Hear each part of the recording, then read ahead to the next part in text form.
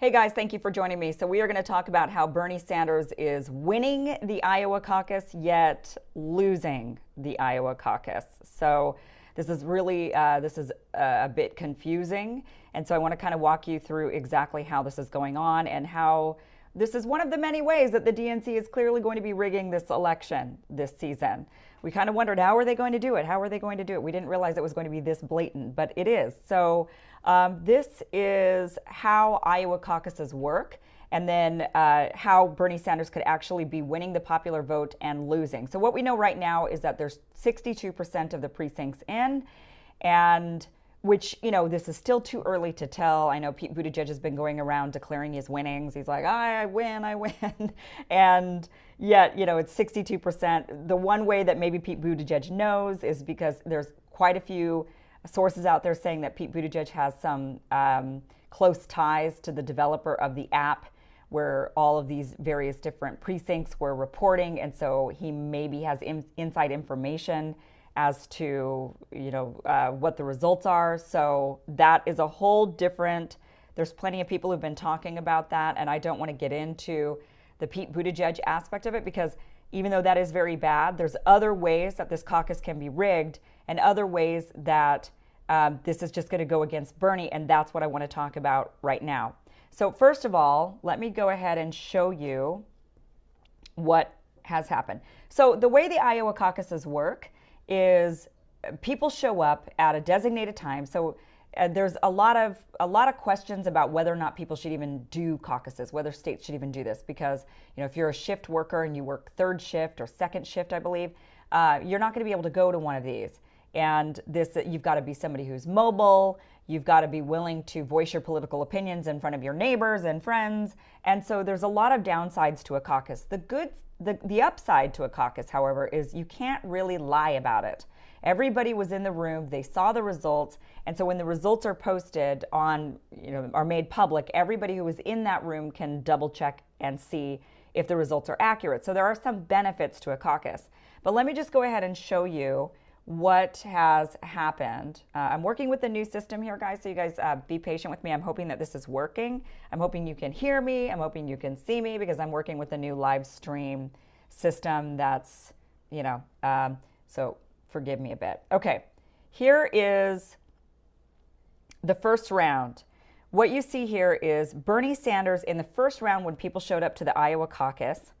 They ended up, they all go into a room. I'm just trying to make sure that this is actually working, and I can't tell because there's a bit of a lag. So, oh, it is. Okay, good. So what happened was people show up in the room and, I'm sorry, guys. This is going to be, I hope you have some patience with me, because this is going to be this is my first time doing this like this. So forgive me. So people show up in a room, and they have to decide on their first pick candidate. And they go and they stand in those corners where their candidate sign is. So if you're a big Bernie Sanders supporter, if you support Tulsi or you support Pete Buttigieg or whoever, you go and you stand under that sign. And once they do a calculation, so let's say there's 280 people in the room, 286 people in the room, they do a quick calculation and they figure out, okay, you have to have at least 15% of the people in the room in order for you to be a viable candidate. Now, why they do that, I don't really know, but that is what they do. I'm not, there's definitely things you could dispute about that, whether or not that's something they should be doing, but those are the rules. So in a room of 286 people, I believe it's 43 people need to be standing in your group in order for you to remain viable, for your candidate to remain viable. If you have less than 43 people, then your group has to disperse and go join another group, or you can sit out and say, never mind, I don't want to vote. So you could go for your second choice candidate. So in some ways, it's also good because you get sort of ranked choice voting in a way. You go for your second choice candidate, but there's definitely a lot of flaws to the caucus system. So you get the first round vote. They count the first round vote of how many people are standing in each group, in each corner for the various candidates. And for Iowa right now, let's take a look at this. Out of the 62 precincts that are actually reporting, Bernie Sanders showed that in the first round vote, 27,088 people were voting for Bernie Sanders, and only 23,666 people were going for Pete Buttigieg. I know some of you guys are going to read into that 666 number. So he's right there winning the popular vote when it comes to the first round of the caucus. He's winning the popular vote. So then it goes to the second round. And the second round, where is my second round? They call it the final round. There's only 2 rounds. So if you're in a group that's less than the threshold of at least 15%, they make you go and join another group. And then they recount. So when they did that, this is what it ended up being.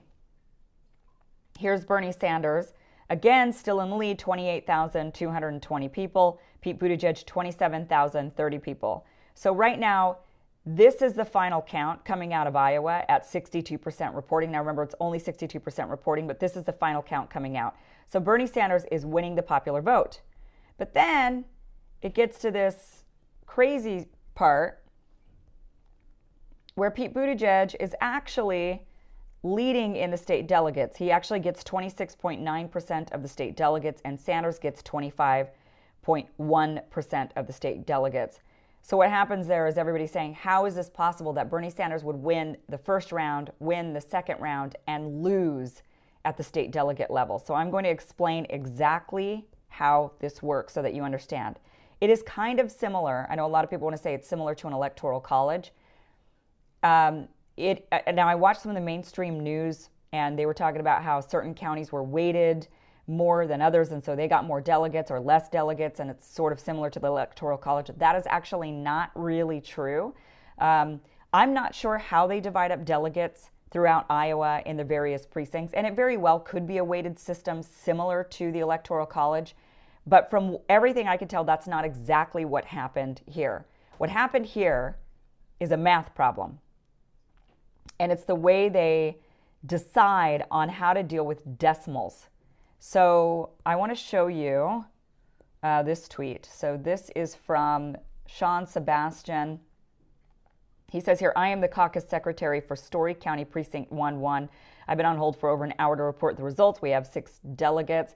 By the way, this was the guy who was hung up on. He was talking to Wolf on CNN, and he was trying to get through, and then they ended up hanging up on him. So anyway, he says here, this is what happened. The first alignment, Bernie Sanders gets 111 votes, Warren got 82, and Pete Buttigieg got 47. So right there, Pete Buttigieg was third. I mean, he wasn't even close, right? Sanders with 111, Warren with 82, and Pete Buttigieg with 47. Pete Buttigieg is third, not even the winning guy at all. But here's what ended up happening. Other candidates were not viable in this precinct. And so what they had to do, sorry, let me see if I can make this work. My new fancy system that I don't know how to use quite yet. I think that works.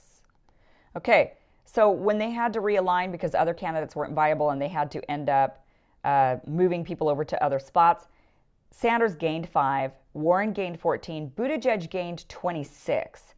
But this still brought the numbers to 116 for Sanders, 82 for Warren, 73 for Buttigieg, and 11 decided to forget it, okay? So now it comes down to the math equation of how they work this out. So in this particular precinct, I believe it was 285 people. We're going to do some math here. This is Andrew Yang will be so proud of us right now, right? It comes down to math. So what you have to do is this particular precinct was given 6 delegates. Now, again, I don't know how they divide out the delegates in Iowa, but what you have to do is take the final number. So you take Sanders 116, you multiply it by the number of delegates given to that precinct. Then you divide it by the number of total people who voted. So in this particular case, you take 116, you multiply it by 6, you get 696, and you divide that by 285. So you end up with 2.44 is the number. So that means he would get 2.44 delegates. But in Iowa, they don't give out delegates in the 0.44. They don't give out 0.44 of a delegate. They give them out rounded numbers, whole numbers. So you got to have 1, 2, or 3 delegates. You don't get 2.44 delegates. So now let's go ahead and look at Buttigieg's number. So he ended up ultimately after the second round with 73. So you multiply that by 6, you end up with 438. You divide that by the 285, his number was 1.53. 1.53. So again, they don't give out 0.53 of a delegate. So they're not going to give Sanders 2.44 delegates, and they're not going to give Buttigieg 1.53 delegates. So what they did, and this happened all across Iowa, and this is why there's this discrepancy, how Bernie Sanders is winning the popular vote and Pete Buttigieg is still winning the caucus, is because the way they round this out. So they say, the rules are in Iowa, that if you have less than 0.5 in the decimal part, you round down. But if you have over 0.5, you round up. So for Bernie Sanders 2.44, because it was 0.44 and it was under 0.5, it rounded down to 2. But because Pete Buttigieg, his number was 1.53, it rounded up to 2. So Bernie Sanders and Pete Buttigieg ended up both with 2 delegates in that scenario. Elizabeth Warren also ended up with 2 delegates in that scenario, even though she had 82 votes.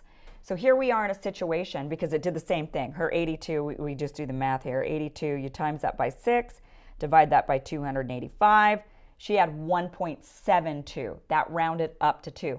So Bernie Sanders, Elizabeth Warren, and Pete Buttigieg in that one particular precinct each walked away with 2 delegates, 2 of the state delegates. Even though Bernie Sanders took home from that precinct 40% of the vote, and Pete Buttigieg took home 25% of that vote. So that's where the discrepancy is coming from all throughout Iowa. And quite frankly, it's a sham, guys. I mean, it's a big sham. And I called it. I am back on Twitter. I know I quit Twitter, but I'm back on Twitter now. So if you want to find me, it's at Kim Iverson Show. But I called it on Twitter. I saw this kind of coming out, and I said, I think the reason why they're delaying this is, yes, I think they have the app situation, but this is the very first year they decided to report on all 3 of the numbers, that they were going to give you the first round numbers, the second round numbers, and then what that ultimately translates to for delegates, right? And they give that as a percentage. I started to see the early signs that what they were freaking out about was that Bernie Sanders was actually leading the popular vote, but not winning the caucus, and how this would end up ultimately reflecting on the Democratic Party. And what it shows is it's a big sham. And what's even more ironic about all of this is that Pete Buttigieg is the guy that when he jumped into the race originally, when he started campaigning, one of the things he was campaigning hard on was getting rid of the Electoral College. That's the irony of all of this. He was saying, oh no, it's got to be popular vote based. It's got to be popular vote based. Meanwhile, he's going around saying, I win, I win, I win. Okay, yeah, I didn't win the popular vote, but who cares? I win, I win.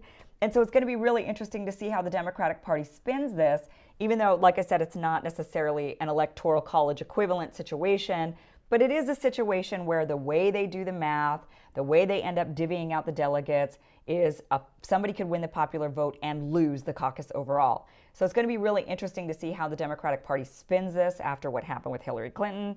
And it's going to be interesting to see how Pete Buttigieg continues to move forward with this. Now, right now, it's still too early to tell because it's only 62% reporting.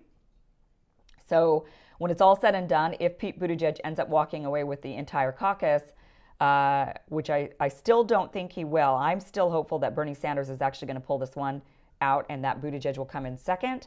I'm hoping that it all works out in the end. But it's going to be really interesting to see how Pete Buttigieg ultimately ends up explaining this away when he was the guy who was all in support of the Electoral College because it should be one person, one vote. So we're going to see how that pans out. But I just wanted to explain exactly how this works in the Iowa caucus, how they're essentially cheating Bernie Sanders again on this. And just so blatantly, I mean, I just don't know when people are going to wake up. The DNC, the Democratic Party, is corrupt. I still holding out hope that they're going to turn it around, that we can get a progressive in office, that we get somebody who's really gonna make change and actually change up that party. But they are just blatant in the cheating. They're blatant in the bending over backwards to get their establishment people to win. And it'll be really, really interesting to see how they end up championing Pete Buttigieg. Now, I've seen on the mainstream news, a lot of them aren't even talking about this popular vote. They maybe mention it quickly, but they just continue to show the percentages and say, oh, Pete Buttigieg is in the win. You know, he's winning. You know, they keep showing this one right here over and over again. And, oops, this didn't work out too well, but there we go. I had to get rid of that. They keep showing us this one over and over and over again, where they're like, oh, Buttigieg in the lead, Sanders is losing, this is what's going on. And they keep showing that, and they're not actually telling us the full story. They're not telling us that the Democratic Party has essentially cheated once again. So we're going to wait and see for the rest of the results. I want to say that I called it. I actually called it on what I thought. I gave my predictions on the Convo Couch. I went on their show yesterday and gave my predictions as to who I thought would be coming in first and second in Iowa. I did say Bernie Sanders. I still think Bernie Sanders is going to pull this out.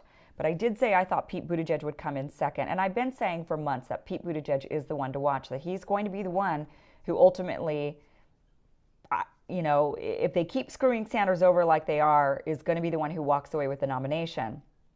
What they found in Iowa was that if Klobuchar wasn't viable, those voters went to Buttigieg. If Biden drops out of the race, which he inevitably will after New Hampshire, when he doesn't fare well in New Hampshire, he's going to go and endorse Buttigieg. You're going to then see, most likely when it boils down to Sanders and Buttigieg, because I think ultimately Elizabeth Warren will finally move along, and I do think that she'll ultimately, whether she endorses Sanders or not, a lot of her voters will go to Sanders. And it's just ultimately going to boil down to Sanders and Buttigieg. I've been saying this for months. I don't know when people are going to start listening to me. But when it does, we're going to really see Hillary Clinton, Barack Obama, all of them coming out to endorse Buttigieg. And it is going to be a mess, guys. It's going to be a mess. So thank you so much for watching this. I am going to get into next the rule change with the Democratic Party. They've just done a rule change that potentially will allow Mike Bloomberg on the debate stage. I gotta be honest, I don't think the rule change is all that bad. There are some upsides and some downsides to it, and I will get into it. That'll be coming up next. Thank you so much for watching. Please subscribe, hit the bell. Thank you again. And thanks for tolerating me on my new venture with this live streaming system. Hopefully this is definitely better than my normal computer webcam when I live stream. Hopefully this works out, but I've got to get used to it. I got to figure out what I'm doing here because I'm new at this. So thanks for being here. Thanks, guys.